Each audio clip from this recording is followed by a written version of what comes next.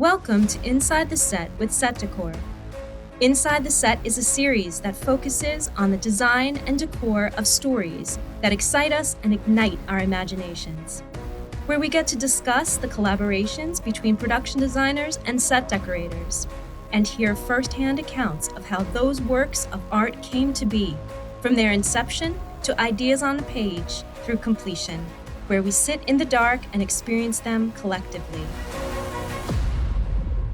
Welcome to Inside the Set with Set Decor. I'm Laura Evans, and today I'm pleased to welcome set decorator Erin and production designer Curt Beech to discuss their creative collaboration on the Max drama series, The Girls on the Bus. I like to get juicy and talk about each of you as a youngster just for a little bit. Do either of you or each of you have a childhood moment where you knew that you liked to do this kind of theatrical thing that we do? I was kind of forced into getting into the performing arts as a child. My brother was a big theater kid, and he went to theater camp, and summer came along. My parents didn't know what to do with me, so they sent me to the same theater camp, and I was sort of thrust into show business, as it were. I was a tiny little kid with a really big singing voice.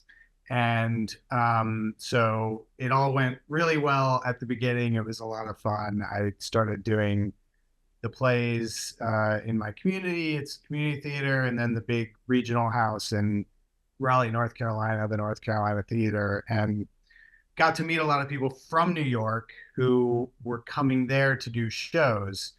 And then several years later, I assisted Terrence Mann from Les Mis and lots of other big shows. He was a director, so he would come in and direct the plays there and musicals. And so I got to assist him, and that was the first time I sort of understood that something big was going on behind the show. And that's sort of where I caught the bug for working backstage. And I continued acting in all the way through college, but then started doing more behind the scenes stuff. I worked in the scene shop in college as my work study, and then in graduate school. Then, after that I went to teach theater, and then graduate school for design, and then straight into movies. That's the short version. Oh, amazing. Just real quick, where did you go to graduate school? UCLA. Nice. Perfect. Yeah, it was perfect. It's a great lead into the industry. But I was on the theater side there doing theater and opera design, but doing a lot of film projects on the side, so that my professors didn't know about it. And then after graduation, I haven't been in a theater without a ticket since that last day of grad school. Oh, wow. Well, it's I go to the theater a lot, love it. It is a foundational experience. It helps in so many different ways, and I love working with other theater nerds as well. Yeah, it's the best kind of training, I think. Oh, you got the best of both worlds, really. So. How about you, Erin? So I think I come to this from a slightly different angle, but I definitely grew up in a creative home and was always interested in visual art and making things. My mom also had a magnificent collection of home decor books.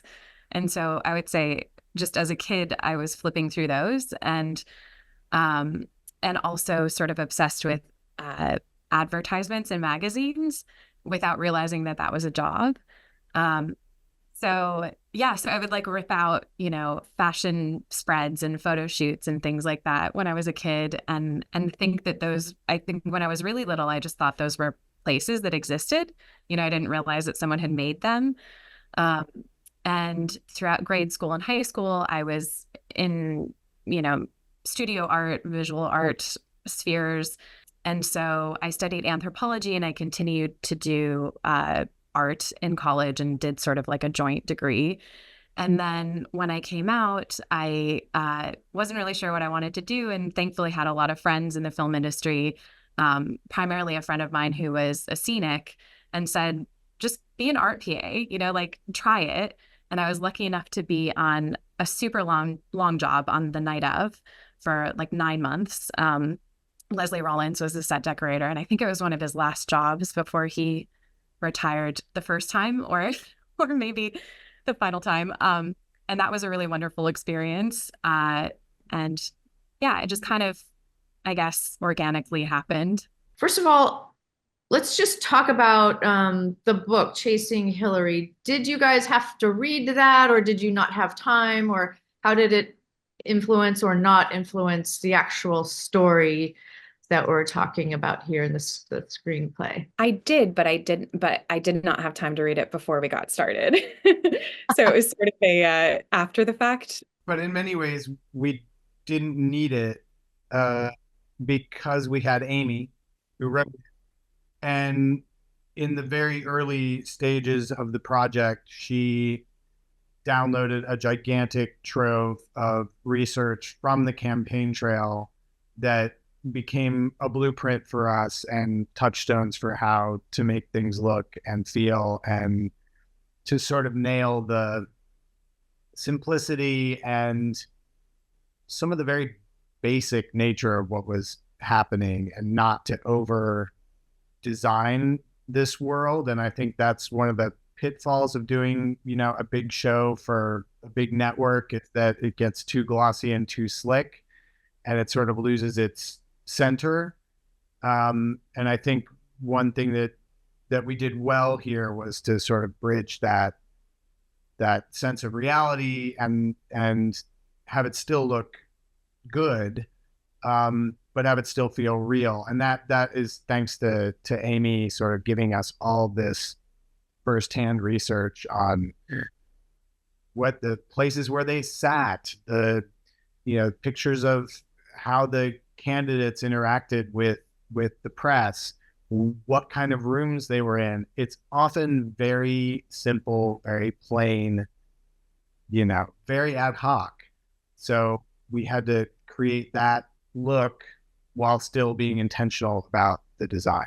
I have to say it was seamless. I really can't tell what was a set and what was a location, and bravo to you both on that, because the soft lighting in the background, you could be film anywhere and get what you needed, but it all worked really nicely. And in some ways that is kind of less exciting to work on, because you have to provide a lot of stuff. Like, I think I saw a sign of, the ice bucket, like where the ice machine is, and people don't realize how much work goes into like signage and wayfinding and all that crazy stuff.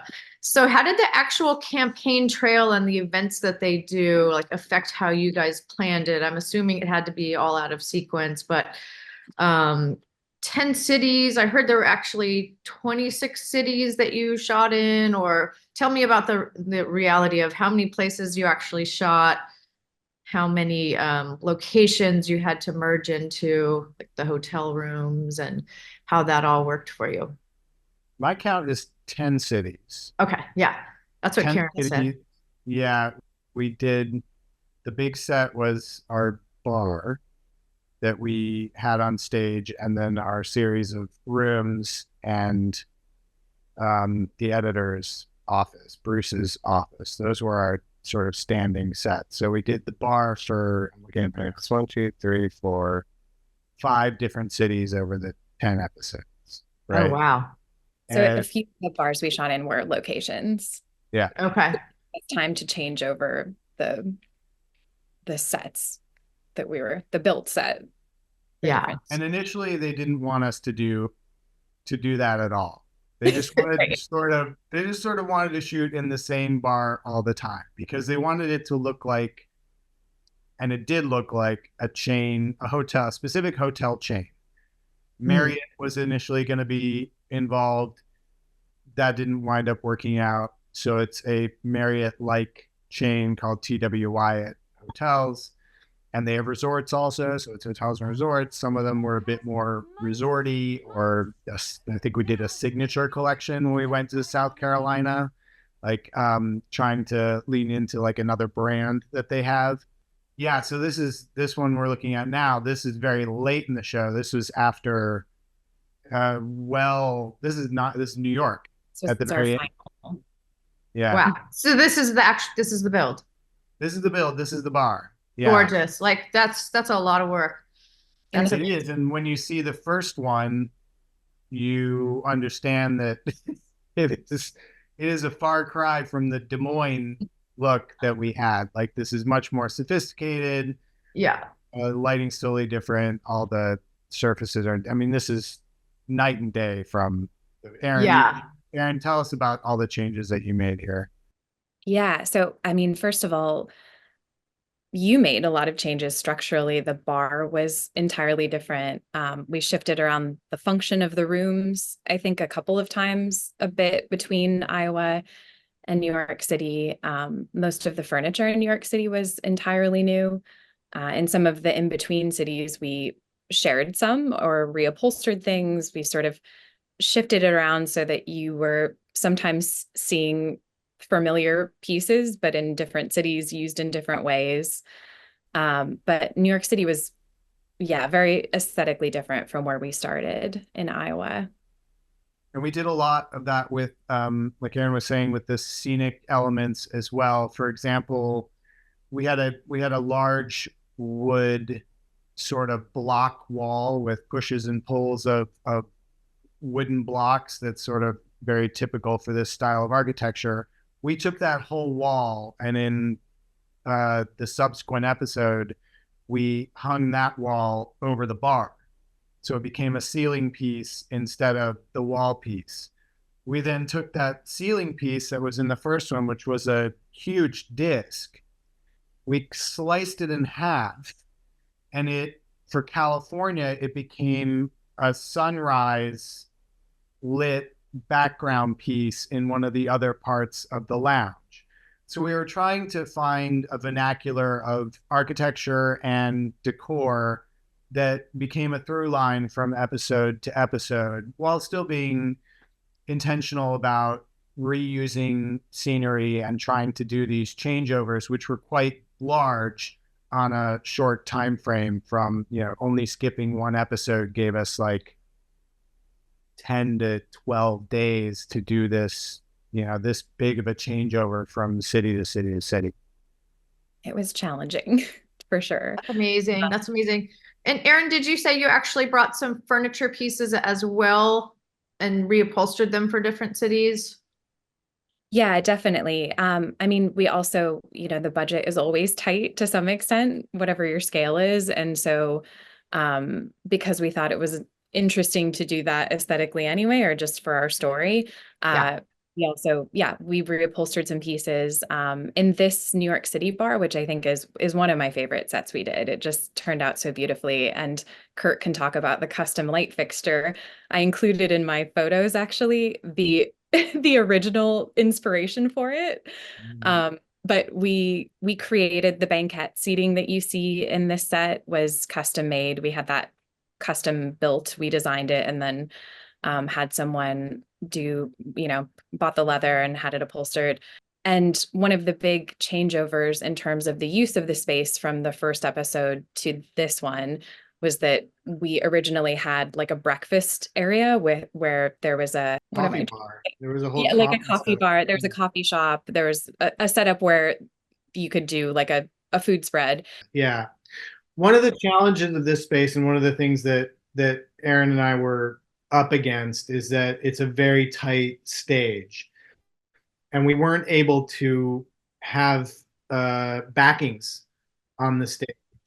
So one of our challenges was to try and create backlight for the DP and sort of interior windows where there were no windows, or at least a lighting wall of some kind that could motivate light into the scene and give them the beautiful backlight that they needed on these characters. So we worked long and hard creating light fixtures, inventing light fixtures out of things that are not light fixtures, which, sometimes it's easier. Most of the time it's much harder.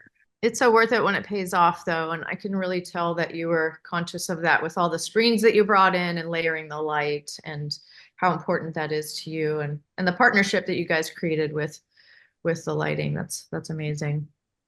Cool. So tell me about some of the actual outdoor locations. I know there's, the kissing babies and the hot dogs. And what are these traditions that really do take place in these different states? And how did they affect your scheduling and creating them? There are so many different kinds of events in the show, which I think is what's interesting about it. And they're all pretty true to life. The first one is the Surf Ballroom, which it was the Luau Palace, but it is based on a real place called the Surf Ballroom, which is where Buddy Holly played the night before he got on the airplane and the day the music died, basically. So it's a real place in Iowa. This is in Long Island, but it's a real place in Iowa, and it is sort of tikied up in the middle of Iowa. It's very strange. If you look it up, it's crazy. It doesn't make any sense, and because of that, it's gold. So we did our version of that room for this Iowa sequence. We've got the Surf Ballroom thing, which is a very early campaign stop. It's a must. You must go there as a candidate. And then we get into much smaller things where you're on a baseball field, and the design of these things is really kind of sad and small. Most of them, you pull the camera back and you look at what the thing is, and there's not much to it. There's a couple different versions of this, right? There's the candidate standing, there's almost always a flag behind them, and or a campaign sign with their name on it. It's either big name, big flag, not much else, because it's all built for camera, right? But what we're seeing is much further back. So we were responsible for all the sort of meta elements that come into play beyond that. And so we dress them up a bit more than that. There's the one on the baseball field. There's the one at Gustavino's that we did. And there's the parade. So go talk parade. This was a horrible, horrible day on set, but it was one of the most uncomfortable days because of the weather. We were doing a parade in a small town when it was just pouring rain all day. But I think the butter cow is one of the art department's greatest achievements on this show. It's not made of butter. I'll say that. It looks like it though. And this is a real thing, correct, Curt? Yeah. If memory serves, this is a thing. This is based on a real butter cow. So this was just a small town sort of parade that was a reference to something that really happens along the campaign trail.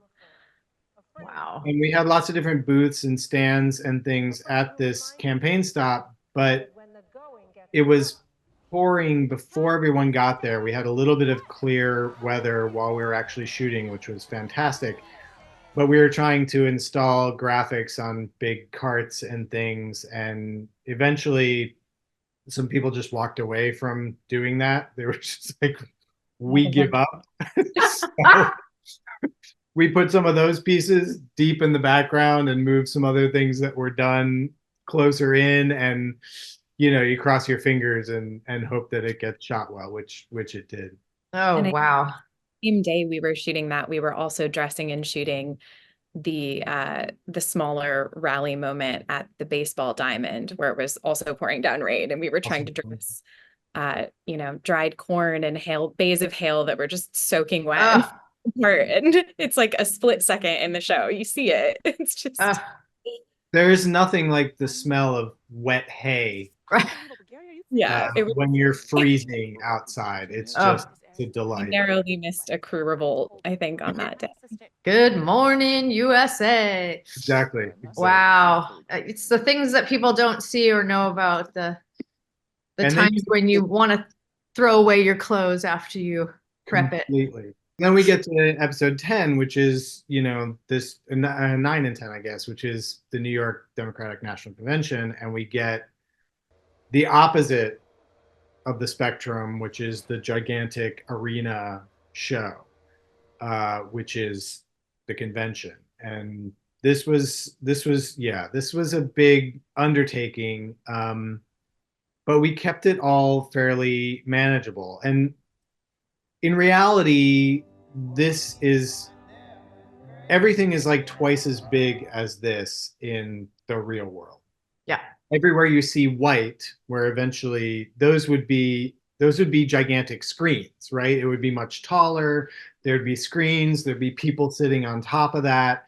There'd be people sitting, you know, where it says Hayden Wells Garrett. That would be twice as tall. Everything would be sort of twice as big. But we had to keep it reasonable. It's still a humongous set, but we had to keep it reasonable because we only had a day, 2 days of install here. Oh, wow. I think it was 2, but it was still pretty tight. You also shot other kind of all the elements that in the show are happening at the DNC were actually at this location. So there was the lounge that's kind of on the outer perimeter. This was there outside as well. Wow. Well, you really gave it a huge feel, and the way that you spent your money where you knew it was going to get seen, and you must have really followed a shot list very closely. And it's so amazing what we can do with technology. I think I remember doing some shows where they didn't have the big screen capability and the LED screens. Was this an actual wraparound screen, or was it? This is the Jumbotron that usually sits up high for hockey games. Oh, okay. In right on, I mean, it's this far away from the top of our set. So it just created this gigantic super graphic anytime we wanted it. And when the candidate was speaking, they were up on the big screen. Also, we had that live feed camera going from the house camera folks. So it was a really good collaboration between our crew and the stage crew at this UBS arena, which is in Long Island. I think it's where the Islanders play hockey. Oh, cool. So that's the primary use of the arena. But we cut it in half because we couldn't do the whole thing. This would, you know, once again, everything is sized down by half, and you can see where we cut off. We hung those solids in order to reduce the number of extras that we needed. Oh, that's so smart. Yeah, that's great. And you really didn't need to, because the scenes where comes in and then she does the pass off of her secret items, and it was all so tight, but it felt big because it was close together. It was amazing. This was all very boarded by Erica Dunton, the director. This was all very carefully staged, all of this stuff. This took a lot of pre-planning, a bit more than you usually get for one episode. Speaking of pre-planning, how much time did you have overall for prep, given that you were in so many different cities? I did this math before because I was curious. 2 weeks. Anthropologist in you. Well, curious because I knew it wasn't a lot of prep, but I think initially, so like before our very first day of shooting, I ended up being on for 8 weeks of prep. That was before we opened up our major like hotel room sets, hotel lounge. And watching back the first episode, I felt validated in that there are so many sets in the first 2 episodes. I mean, it was so front loaded. It was to get the Amort sets ready and then also to have our locations. And so initially they wanted me to have 6 weeks of prep, but Curt and I negotiated for a little bit more. But I think do you remember when we started the build? Because I think my lead man started 5 weeks out. Like it was a quick build. That was right about the time that we got it going. I mean, it chased, I think did we block shoot the first 2? Yeah, so we were able to push the bar to later. Yes. And the rooms were up front so that we could get some of that done. I mean, it was right on top of it. We were right on top of it for these first 2 episodes of television. Yeah. Wow. There's a good inside story about opening up the bar, which is that the morning that we were opening that set, which was such a big, I mean, I've never come so close to a set not being ready because departments were on top of each other. It was such a scramble to finish the lounge by the time it needed to be done. And the morning that we were opening it, we had like an hour left, and the COVID team called me to tell me I had tested positive for COVID. No. So I was like Hi, Erin. I was like making calls, taking meetings from standing outside the set before I went home. And it was just a real moment. And Wow. we were FaceTiming last minute, last second decisions Yeah. and stuff. Yeah, it was So this wasn't even really necessarily during the COVID era, the concentrated COVID era that you were filming this. This was fairly recently. Well, it was post. I mean, it was fall of 2022. Okay. We were still fully testing and masking and wow. So you had that extra challenge while working. Yeah. Yeah. I mean, if you got COVID, you were down for at least 3 days at that point, right? Oh, yeah. I think more than that, 3 to 5. Yeah. Oh. And then didn't you have to sort of quarantine yourself for like a total of 10 as well? Something like that. Wow. And not to be a downer, but let's just talk about the political aspects of what block shooting really means to people. I like to call it 2 for the price of 1.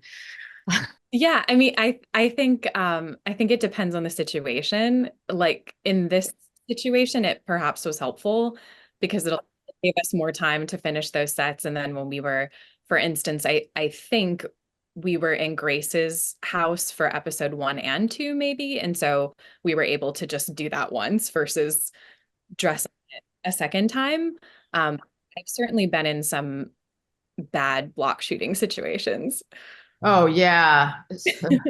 I like it because it gives me an opportunity to help manipulate the schedule in our favor a little bit and say, work with the ADs and really collaborate on how to line things up so that we're not completely losing our minds and killing our people in the process. And it's become increasingly important for this to be a livable profession, and I think that's really important. And we try and try and try to make it reasonable. We don't always get a lot of support in that. It's always, there's always the pressure of production and of getting so much into such a compressed period of time. And there's always moments in a show where it's like, this is too much. Yeah. And it's my job and Erin's job to then go to our line producer and our producers and say, look, we have to be reasonable about this and try and get to this point in the show where we can actually start to function as a team. And I know we had this moment on the show where it was just like, this is crazy what we're doing. The schedule was really difficult. 32 hotel rooms in 10 episodes. That's, we had them on stage, but that meant constant changeover of rooms from city to city to city. And from within a city, we would often change from a single room to a suite, which meant all departments were involved with, pulling walls, expanding the room, changing the furniture around, changing the art placement, televisions, like everything. When we went to a suite look, everything changed. Like this wall on the right would be gone. Wow. Or actually it's the wall behind us that would be gone. And then we would have to expand it as a larger place. And sometimes within the episode and the city, we were changing a room around, shifting the furniture and everything just to make it look like a different room. I mean, it was such an interesting challenge because we were, as an art department, working together to really figure out like how much can we change and still accomplish this. At some point in one of the episodes, we have 3 different cities in the rooms. So each room is a different city. And I don't know if you've done hotel rooms before. I think every decorator has done one at least, but it is very difficult to actually source hotel furniture on a short timeline. So that was such a challenge in terms of just figuring out how to get authentic looking pieces that were for so many different hotels. The initial set of furniture for Iowa, I was able to have a manufacturer speed up their timeline and make it. But the only time we were able to do that, and the rest, I found a great hotel liquidator who worked with us. And so we actually got a lot of furniture from old, hotels, mid-range hotels. But that was a challenge. I could not have anticipated how difficult that would be, I think. But I have to say, what Dune has done for sand, we have done for 3-star hotels on a campaign trail.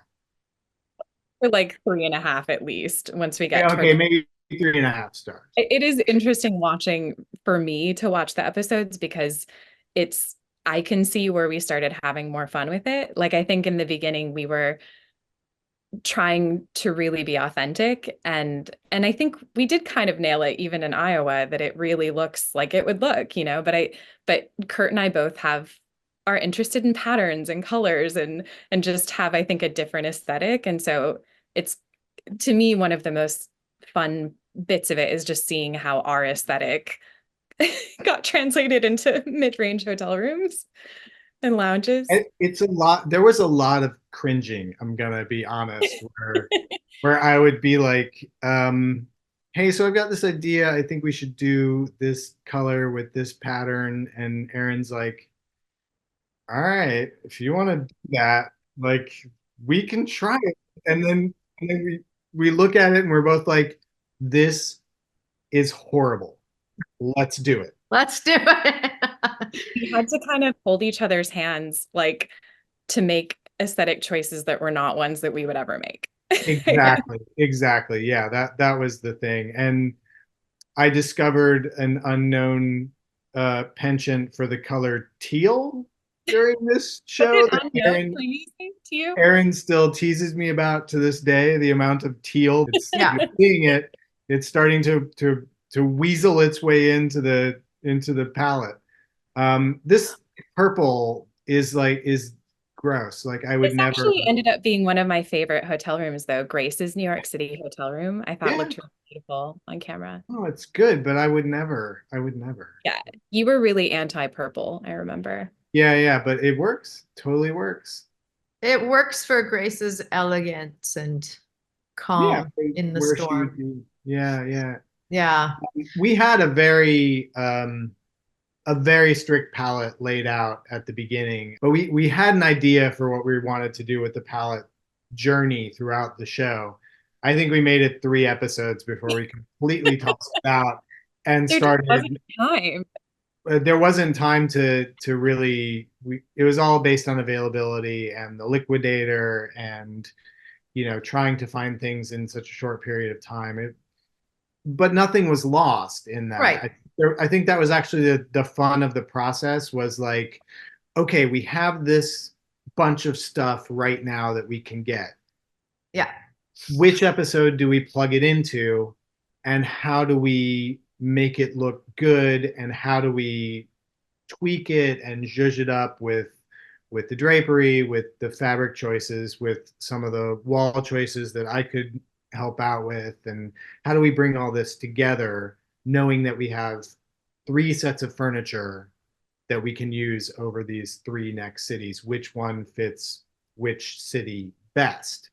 And then we sort of worked backwards from there. It was all kind of always thinking a couple changes in advance, but not a ton beyond that. And part of that was that this hotel liquidator had great stuff, but they were so flaky. And so it was just, it was a wild ride.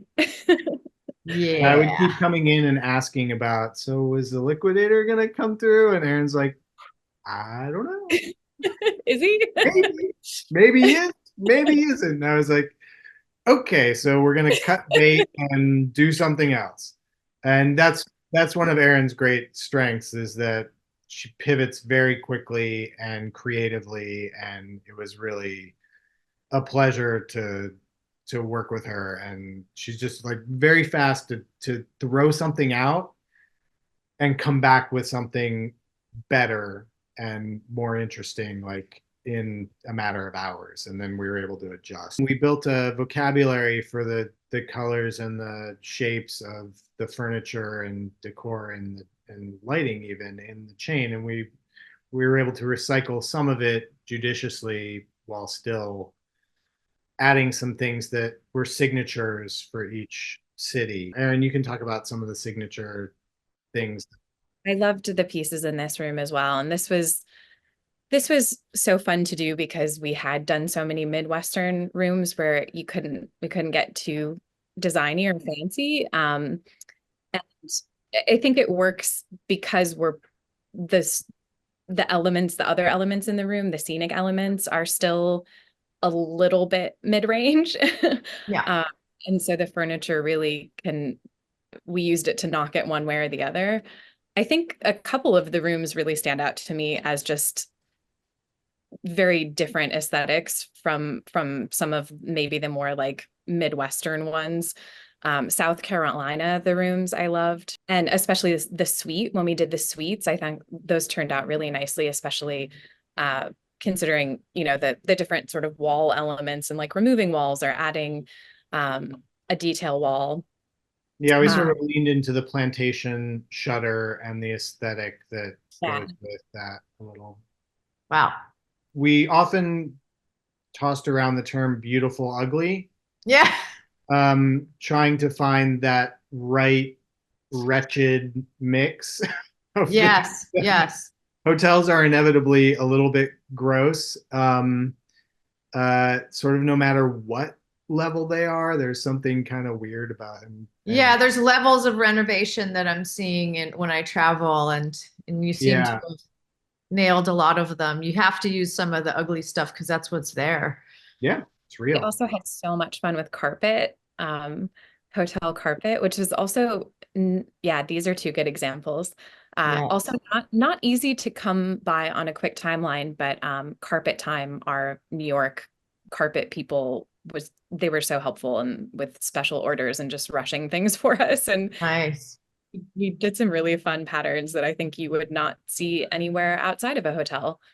Well, yeah, they have to have those big patterns for spills and traffic and all that. I was like, why do hotels always have these big patterns? But when you have that many people coming through them, you have to have.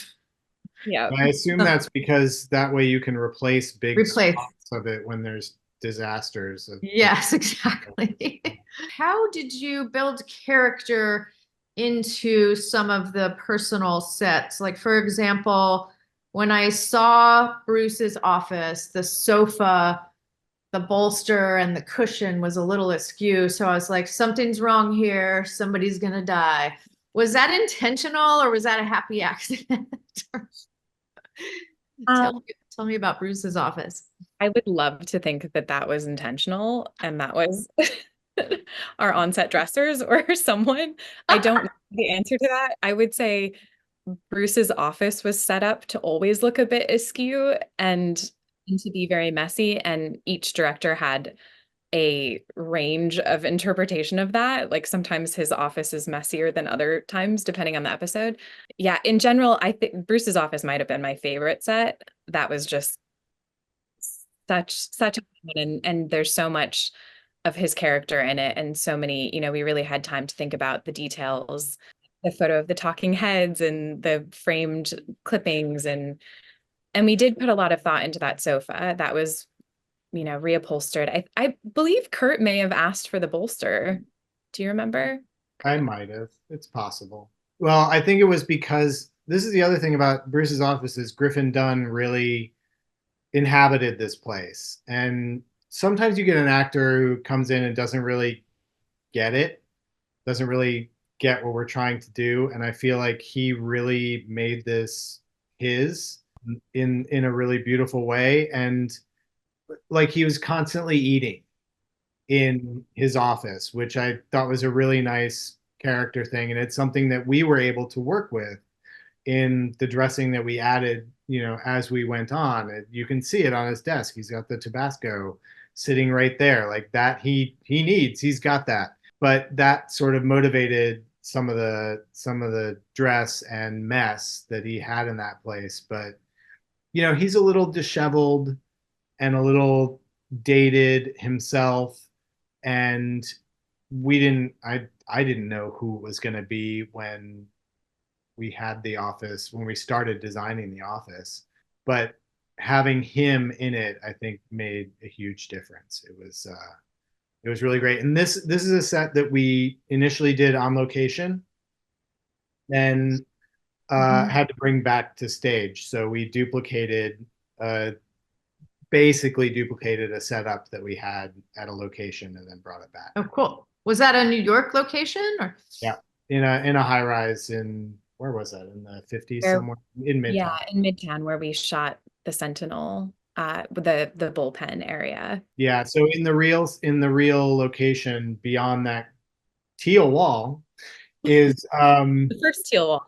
Curt's teal wall is the bullpen, and then behind us, where that wood paneling is, that's like a blonde wood paneling. Yeah, that's windows at the location. Oh. So because we knew we were coming back to stage and wouldn't be able to wrap our drop all the way around our backing, we had to block the windows on that side. Oh, wow. And then we had only one window visible in his office. Oh, and the photos, it was so much fun to choose the photos.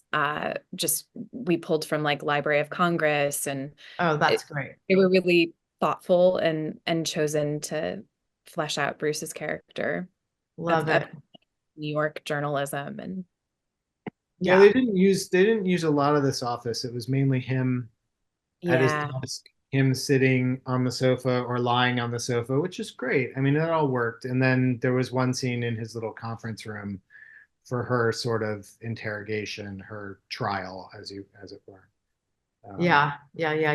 It's so funny that you mentioned the teal, because I was thinking, wow, they love teal, but I love the way they used it because it's almost black. Yeah. I don't know. These things happen, Sometimes production designers are on their maiden voyage and they just don't hit it right. And you're like, whoa. That has happened to me many times where I picked a color one time on Hunters, and this is our same scenic. And she's like, you need to come down to the stage.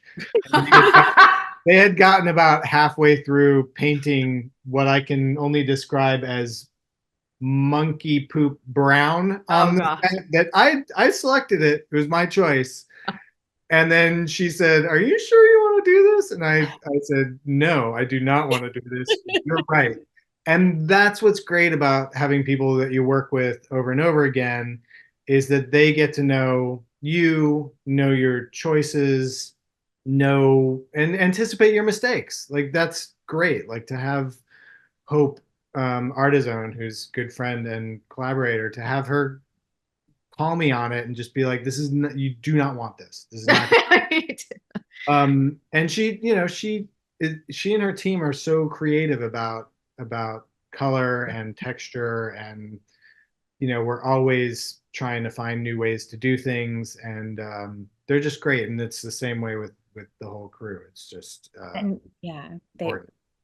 we had a great art department on this, and even we worked with the scenics a lot. They helped match wood tones and just do so much for us. That's the fun part. When you were traveling, were you able to actually bring your set dressers with you, or did you have to train a local crew?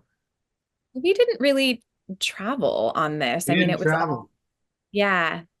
all shot in the city. I mean, we traveled to Westchester. We won. We did it.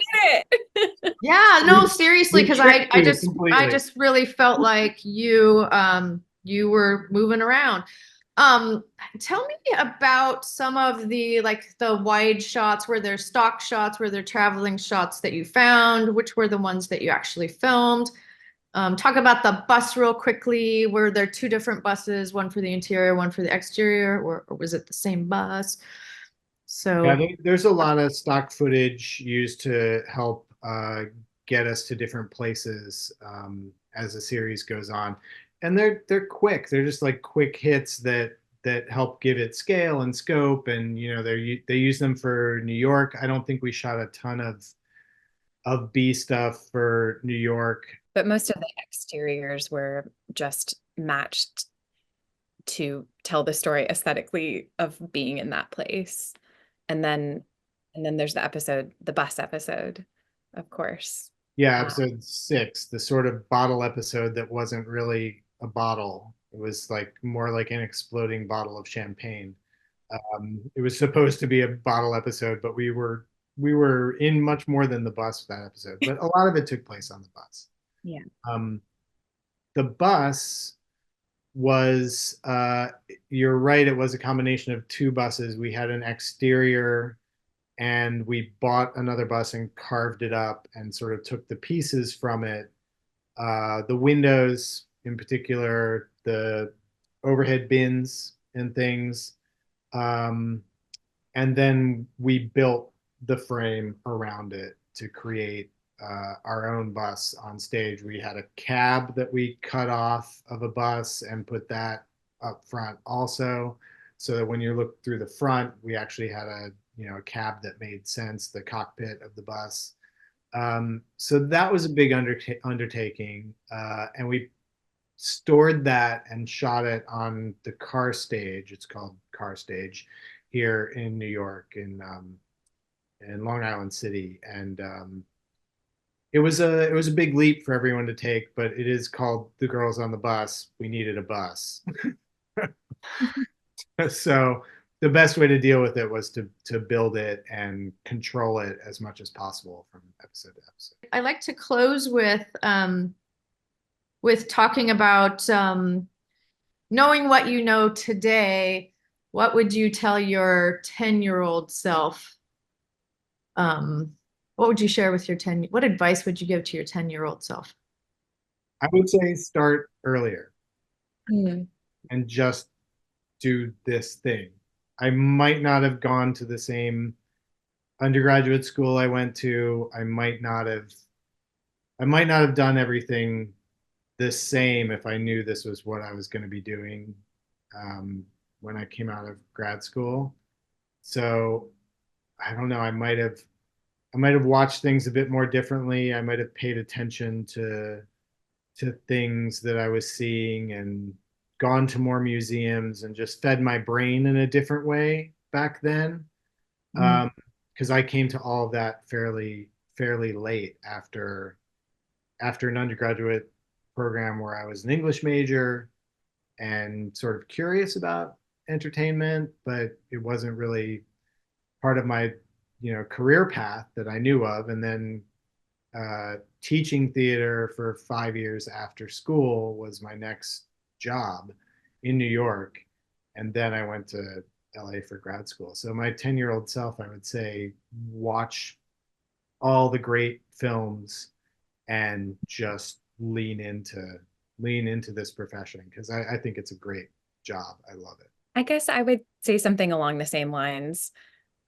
Perhaps just don't be afraid to dive into the deep end. Like, even doing this show for me was a huge step up. I was really out of my depths, I think, at first.